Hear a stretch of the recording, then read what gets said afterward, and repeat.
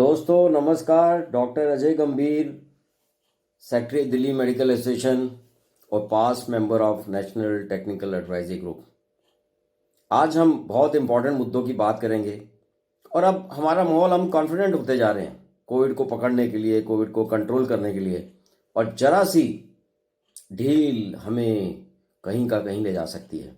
अब हमारे पास बड़ा टूल है, गन है, हम थोड़ा रिलैक्स हैं।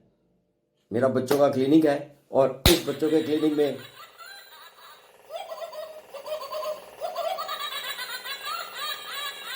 ये मेरा मस्कट है जिसको हम सिर्फ प्रेशर से ही हंसाते हैं। जब बच्चे रोते हैं तो मस्कट हंसता है। तो आज हम बात करेंगे नई नई चीज़ों की, नए नए मुद्दों की, और हम टॉक देंगे। वैक्सीन टॉक है, कोविड की टॉक है, हम करेंगे। पहला मेरा मुद्दा आ रहा है कि हमारे देश में बहुत कम वैक्सीनेशन हुई है। हमें बहुत जल्दी मची है कि अपनी वैक्सीन को हम पैदा करें, लेकिन इस समय हमें कोविड को कंट्रोल करना है। जब मेरा सारा सामान, एक मेरा मुद्दा उठाने का, जब मेरा आधा सामान हेल्थ का, बड़ी बड़ी दवाइयां बाहर से आ रही हैं, तो मेरे को वैक्सीन लेने में क्या नुकसान है।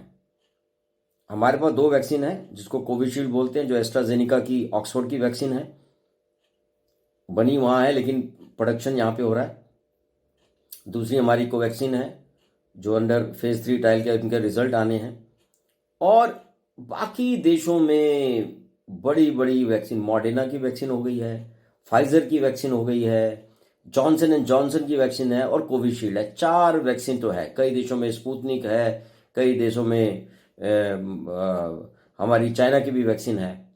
जितनी वैक्सीन आएंगी हमारे देश के लिए भला है। हाँ, उसको रेगुलेट करना, उसको देना एक सरकारी तंत्र के थ्रू, एक सरकारी माध्यम के थ्रू, एक सरकारी सॉफ्टवेयर के थ्रू किया जा सकता है।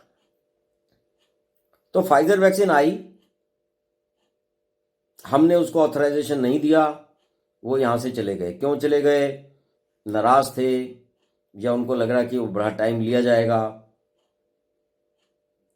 कल ही एफडीए ने जो फाइजर वैक्सीन -70 पे रखी जा रही थी, उसको अब डीप आइस में, यानी कि -20, -30 पे रखने के लिए लाइसेंसिंग कर दी गई है। तो हमारे यहाँ जो स्टोरेज की प्रॉब्लम हो रही थी कि हम डीप फ्रीजर, पोलियो या अलग अलग जगह रखेंगे, वो भी सुविधा हमारी हो जाती। अब एक और वैक्सीन आज ऑथराइज कर दी गई है दुनिया में, उसको हम बोलते हैं Johnson and Johnson. Johnson and Johnson की वैक्सीन जो है वो वायरल वेक्टर वैक्सीन है, जो जैसी हमारी एस्ट्राजेनिका है। देखिए, वैक्सीन दो टाइप की पहले बोलते थे, किल टाइप की हैं या लाइव हैं या एट्यूनेटेड है। उसमें हमने केमिकल डाला और उस किल्ड वाले को हमने आधा मार दिया तो एट्यूनेटेड हो गई। तो इसको बोलते हैं वायरल वेक्टर वैक्सीन। एस्ट्राजेनिका की वायरल वेक्टर वैक्सीन है। अब वैसे ही जॉनसन एंड जॉनसन की वैक्सीन आज मार्केट में आ गई है, जो वायरल वेक्टर वैक्सीन है। और उसकी एडवांटेज ये है कि हमें एक डोज ही लेनी पड़ेगी। ये मैं कल एक वीडियो में बताऊंगा कि एक डोज की वैक्सीन काफ़ी है एस्ट्राजेनिका या 2 डोज की, और उसमें गैप कितना होना चाहिए। कई क्वेश्चन आए, क्या एस्ट्राजेनिका की एक वैक्सीन ले लूं तो मैं काफ़ी हूँ? यस, सारी वैक्सीन काम कर रही हैं। और ये देखा गया दुनिया में, जो कि डाटा आ रहा है, ज़्यादा डाटा किसका आ रहा है अभी? फाइजर का, क्योंकि फाइजर पहली वैक्सीन थी, स्टार्ट हुई थी हमारे देश से 1.5-2 महीना पहले स्टार्ट हो गई थी, और उसकी दोनों डोजेज लग गई हैं कई जगह। हमारे देश में अभी अभी एक डोज ही लगी है एस्ट्राजेनेका की, दूसरी डोज अभी कई लोगों को लग गई है, लेकिन अभी पूरे ढंग से नहीं लगी। अभी यूके में जो देखा गया है कि एस्ट्राजेनेका इतनी अच्छी वैक्सीन है, यूके में स्पेशली स्कॉटलैंड में, कि हम उसको 1 महीने के गैप पे नहीं दे रहे। अगर हमको असर ज्यादा चाहिए तो 3 महीने के गैप पे दे रहे हैं। यानी कि अगर हम पूरी पॉपुलेशन को एक डोज से पहले कवर कर लेंगे, वो हमारे लिए ज्यादा फायदेमंद है। अगर मैंने 100 लोगों को 2 डोज दी और 300 लोगों को 1 डोज दी, कौन सी डोज बेटर है? 300 लोगों को 1 डोज लगना। क्योंकि ये देखा गया है कि अगर मेरा सीरियस इन्फेक्शन मेरी लंग्स में और मेरी एडमिशन रेट कम हो जाता है 1 डोज के बाद ही। तो ये बहुत बड़ी ऑब्जर्वेशन है। मैं ये चाहूंगा कि इंडियन गवर्नमेंट ये अपना डाटा दे कि कितनों को एंटीबॉडीज हुई, कितनों को सस्टेन्ड हुई, कितनों को एडमिशन रेट कम हुआ, और कितने को एसिम्प्टोमेटिक कैरियर रहे और कौन से सिम्प्टोमेटिक कैरियर रहे वैक्सीन के बाद। तो वैक्सीन देने के बाद मेरे को खांसी जुकाम बुखार आया या नहीं आया? मेरे को कुछ भी नहीं हुआ, फिर भी मेरे अंदर कोविड आया, लेकिन अंदर घुस नहीं पाया।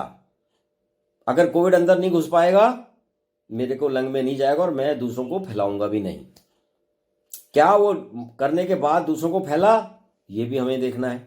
तो ये अभी टाइम आ गया डाटा का। डाटा डाटा डाटा, सरकार डाटा ले रही है, कितनों को दिया कितनों को नहीं दिया।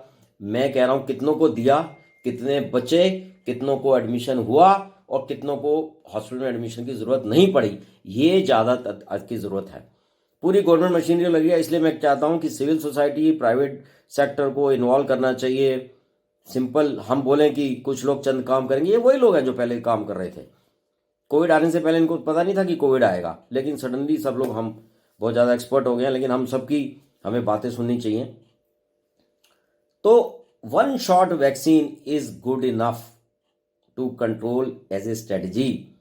और एक वैक्सीन और दूसरी वैक्सीन के बीच में 1 महीने का भी गैप हो सकता है, 2 महीने का भी गैप हो सकता है, 3 महीने का भी हो सकता है। अब हमारे आगे कि मैंने फाइजर की भी बात कर दी कि लेस पे आया, अब ड्राई आइस में भी रखा जा सकता है इसको लिए। और ये हमने देखना है कि कनाडा में आज उन्होंने लाइसेंस कर दिया है वैक्सीन 18 साल से ऊपर लेने के लिए। अब एक और बहुत बड़ी कंट्रोवर्सी आ रही है, कंट्रोवर्सी नहीं कहूँगा, डाटा आ रहा है, लेकिन अभी तक क्योंकि हमारे लोग पहले लेने को तैयार नहीं थे, दिल्ली मेडिकल एसोसिएशन ने, हमारी प्रोफेशनल बॉडीज़ ने काम किया और जो वैक्सीन हेजिटेंसी थी इसमें कम हुआ, इसमें कॉन्फिडेंस पैदा किया है। हमारे कई डॉक्टरों ने आर्टिकल लिखे, कईयों ने भाषण दिए, 1000 तो मैं भी ले चुका हूँ। तो इससे ये हुआ कि पब्लिक का कॉन्फिडेंस लेवल हुआ। हमारे ब्यूरोक्रेट नहीं कह रहे, उनको पता ही नहीं है, वो कहते हैं जो भारतीय सरकार बोल रही है हम कर रहे हैं। तो दिल्ली में रजिस्ट्रेशन बंद हो गई, जब डॉक्टर और हेल्थ केयर वर्कर रजिस्ट्रेशन कराने गए तो रजिस्ट्रेशन नहीं मिली, कई जगह हाहाकार हुई, ओल्ड लोगों को बहुत प्रॉब्लम हुई। तो हमारी अगर बात सुनेंगे तो देश के लिए अच्छा होगा, बाकी तो सरकार ही है। हम लोगों ने अब देखा कि आज कनाडा ने 18 साल से ऊपर के लिए कई कैंडिडेट्स को, कई वैक्सीन को उन्होंने अलाउ कर दिया है। यूके में तो सबसे ज़्यादा उदाहरण है कि लॉकडाउन के कारण उनकी वेरिएंट स्ट्रेन भी आ गई है और उन्होंने देखा है। और स्कॉटलैंड का डाटा एक डोज से इतना अच्छा आया है एस्ट्राजेनिका का, वहाँ फाइजर का भी डाटा बहुत अच्छा आ रहा है। उन्होंने ये देखा है कि कम से कम 37 से 50% की एडमिशन रेट कम हो जाता है।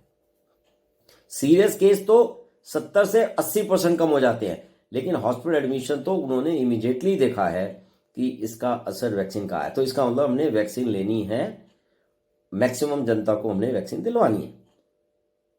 फ्रांस वालों ने काफ़ी लेट किया और उन्होंने देखा, और उनके पीएम और हेल्थ मिनिस्टर के बीच में ही वार्तालाप होता रहा और वो थोड़े स्लो चले और उन्होंने देखा कि नहीं है। स्कॉटलैंड बहुत हमारा कॉन्फिडेंट हुआ। अब हमें ये देखना है कि इजराइल से अच्छा डाटा कहीं से नहीं आ रहा, क्योंकि इजराइल ने मैक्सिमम कवरेज अपनी पॉपुलेशन की करी है, वो इजराइल में हो गई है। पहले वो घबराए थे कि वैक्सीन देने के बाद भी 7-8 दिन में उनके केसेस बढ़ गए, लेकिन धीरे धीरे 15 दिन हुए, 21 दिन हुए, उनको कॉन्फिडेंस लेवल बढ़ गया उनके लिए, उनके एडमिशन रेट कम हो गए हैं उसके लिए।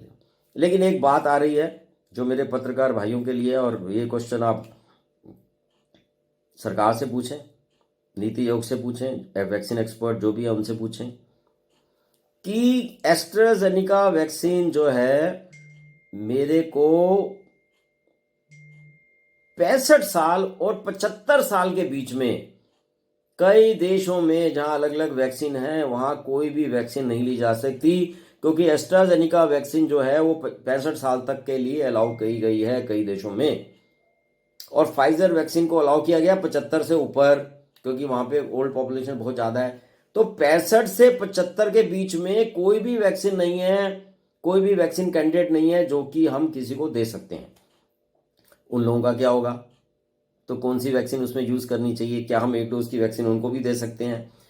कई जगह हम लोगों ने इस चीज़ को देखा कि ये नए नए क्वेश्चन आ रहे हैं, ये जनता की तरफ से हमारे आ रहे हैं, और हमें इंडिया में भी यही क्वेश्चन का आंसर देना चाहिए। ये नहीं देना पड़ेगा, देना चाहिए, क्योंकि हमारी जनता भी सेम साइंटिफिक डाटा चाहती है जो कि यूरोपियन कंट्री और अमेरिका की लोगों को पता है या पता होना चाहिए।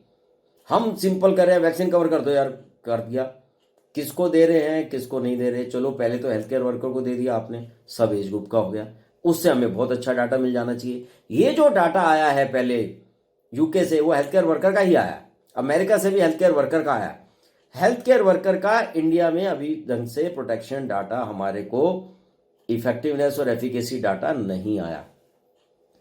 दूसरा कि ये अलग कंट्री में, साउथ अफ्रीका ने जैसे सारी वैक्सीन रोक दी कि वहां पे वेरिएंट मिला और उनको लगा कि ये कम है, लेकिन अब ये पाया गया यूके में कि अगर हमने वैक्सीन दी है तो वेरिएंट में भी इफेक्टिव है। अगर मेरे में 80% है, वेरिएंट में 70% है, बहुत लोगों का फायदा होता है। तो हमें वेरिएंट से नहीं घबराना, हमें वैक्सीन लेनी है। अभी तो हमारे में इंडिया में ऐसा कोई थ्रेट नहीं है, हमें वैक्सीन लेनी है। तो सिंपल भाषा में वैक्सीन हमें इफेक्टिव है और सरकार से गुजारिश है बाकी वैक्सीन को भी लाइसेंस दे, बाकी वैक्सीन को भी यहाँ पे आने दे, ताकि कंपटीशन हो। हमारी पॉपुलेशन में कितनी भी कंपनी आ जाए, 10 कंपनी, तो भी कवरेज पूरी नहीं होगी अगले 2 साल तक। तो ये एक प्रेशर ग्रुप हमने बनाना चाहिए सिविल सोसाइटी में और देखना चाहिए कि हम वैक्सीन दें और हम वैक्सीन लें।